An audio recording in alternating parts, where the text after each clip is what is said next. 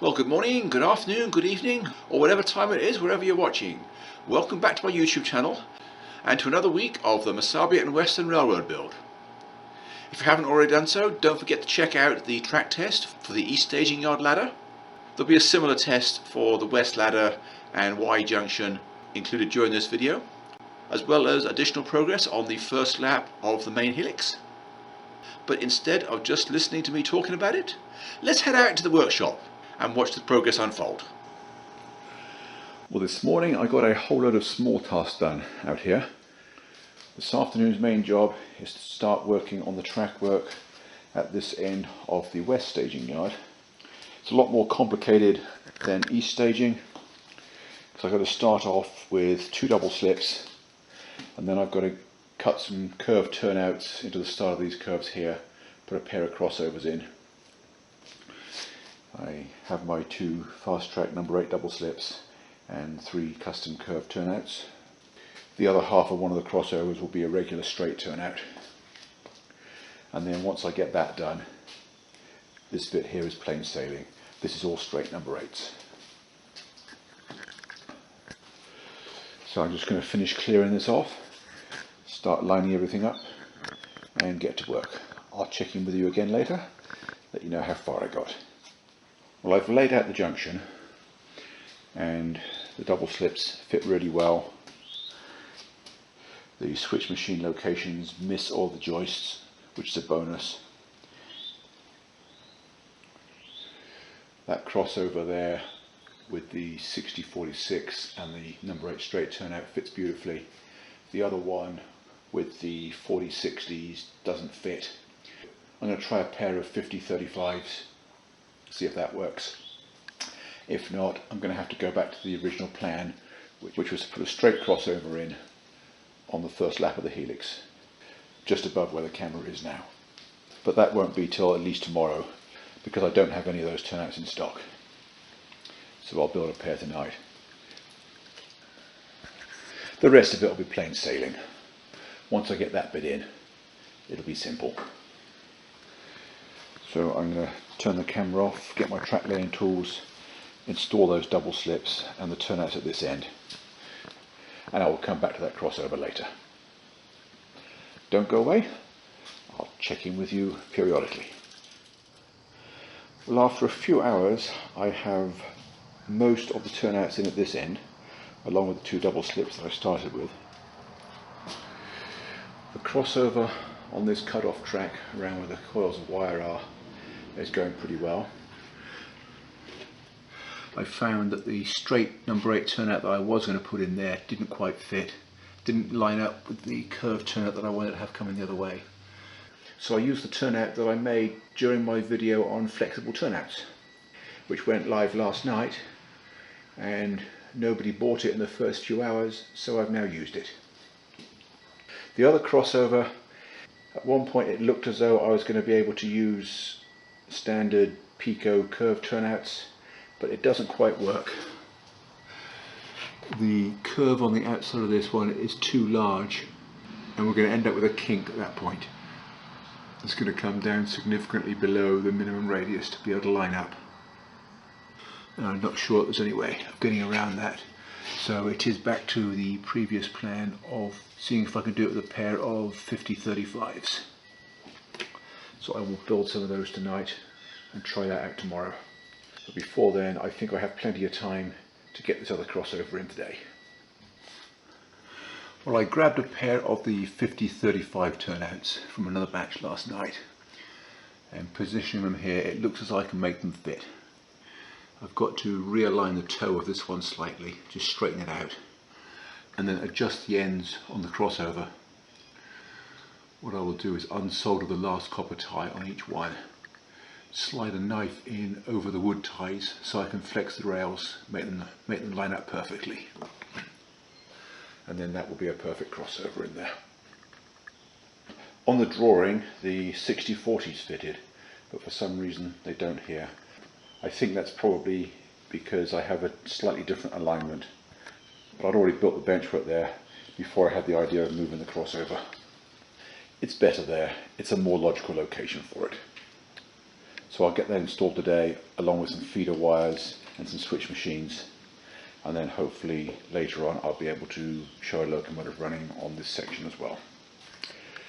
So don't go away, I'll check in with you again later. Well, unfortunately time has caught up with me today. I just looked at my watch and I'm overdue for feeding the dogs. They're going to be hungry. But I've got all the switch machines installed for the 3 crossovers and the other end of this 1 double slip. All the slaves are in, they're working properly, and all the feeders are in.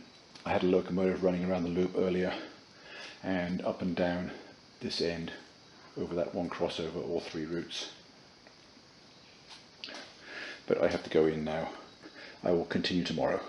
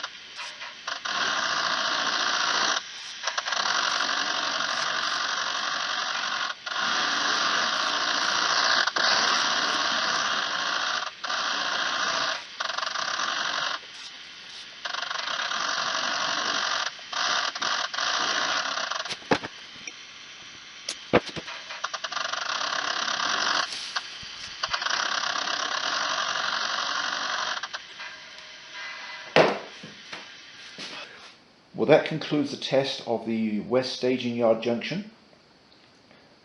I had one activating rod that was too long, I had to trim it. You probably saw me reach in. And I had to stop once or twice because I didn't switch the turnouts in time. Other than that, it went according to plan. So I'm going to call that track 100%, just like the other side. Well, all the feed wires are in and tested. I ran a locomotive over everything. All these switch machines from this end all the way down through the junction to about here are installed. I still have 4 more turnouts at the end that I don't have switch machines for. I have 2 bad boards and also a couple of the brackets broke, so I'm going to need to get replacements for those.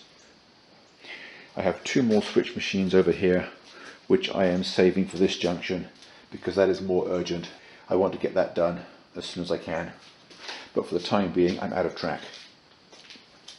There was supposed to be 7 more boxes here by now, but there was a mix-up with the order and it didn't get shipped until yesterday. So it'll be a couple more days before it arrives. Not to worry, I have plenty more I can get on with. And I have to order a bunch more switch machines. I will probably place that order this evening as soon as I go inside. Well, it is Friday morning, and since I don't have any more flex track that I can lay, I'm going to go back to the carpentry. I've put my locomotive away because I don't particularly want to destroy it by dropping wood on it or anything like that. And I've covered this complex junction, specifically the double slips, with this offcut of pink foam because I'm going to be working directly above that to start with. And that would be disaster if I managed to drop something on those and damage them. And the first job for this morning is to get the next piece of helix in.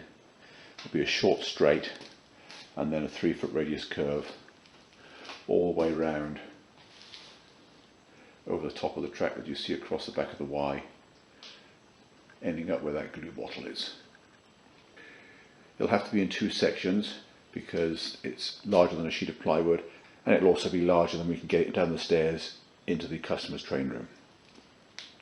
So there will be a joint right here, about halfway between the paint roller and that first switch machine. I can get the first piece permanently installed, and then the second piece I will cut from a separate piece of plywood and get that positioned accurately, but not install it permanently. That way I can take it off when I have to go back to track laying underneath it. So that's the plan for this morning. I have two nearly full sheets of plywood that I'm going to cut those from, and then after that, once the whole of the first lap is in, I can start using up all the pieces. So let me get on with that, and I will be right back. Well, here are the two sections to finish the first lap of the Helix. At the moment they are temporarily screwed together so I can shape them. I cut them rough one at a time and then test fitted them, and then I attached them together so I could do the final cleanup as one piece. That way they're both the same. Because as I've mentioned a few times, it's important to get the first lap of the Helix as accurate as you possibly can, and then the rest of it is simple after that. So I am ready to get those installed now, or at least get them offered up and figure out how to support them. I've got some ideas already, but I've still got to take some accurate measurements and get a plan together. So we'll do that, and I will be right back. Well, here are the two sections of the Helix that I've just cut, resting where they're supposed to go. I've only guessed the height, I haven't measured it yet, but it's close enough to look at and give me an idea of how I'm going to support it. Obviously above the staging yard it's not quite as simple as it was at the other end. That was just a straightforward case of being able to cut radial joists, each one a little bit wider than the previous one. At this end I'm going to have to get a little more inventive. I'm thinking some kind of trapezoidal subframe, probably supported on threaded rods at the front and blocks of wood at the back. And if I can get the height right, then hopefully I can duplicate what I did the other end. That would be the easiest way, if it works. So let me head off and make some progress, and I'll check in with you again later. Well, here is the solution to the structural problems.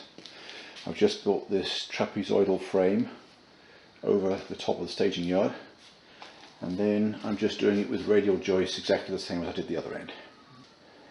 Fairly straightforward really.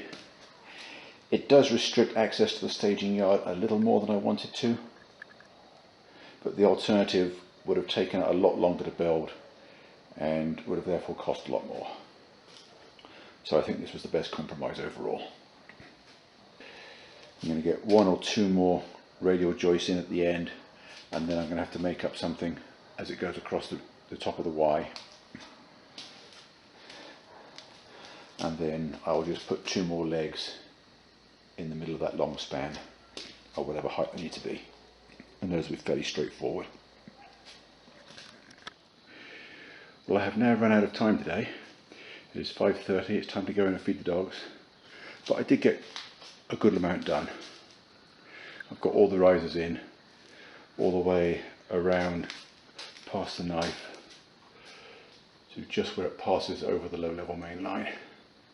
So 3/4 of the road bit that you see is properly supported and levelled.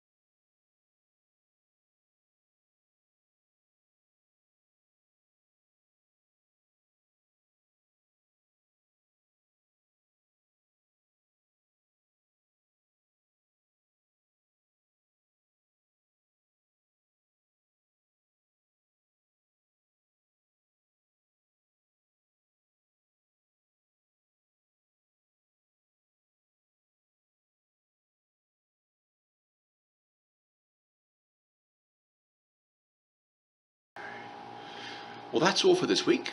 Hope you enjoyed the show and that you got something out of it. Don't forget to like and subscribe if you did.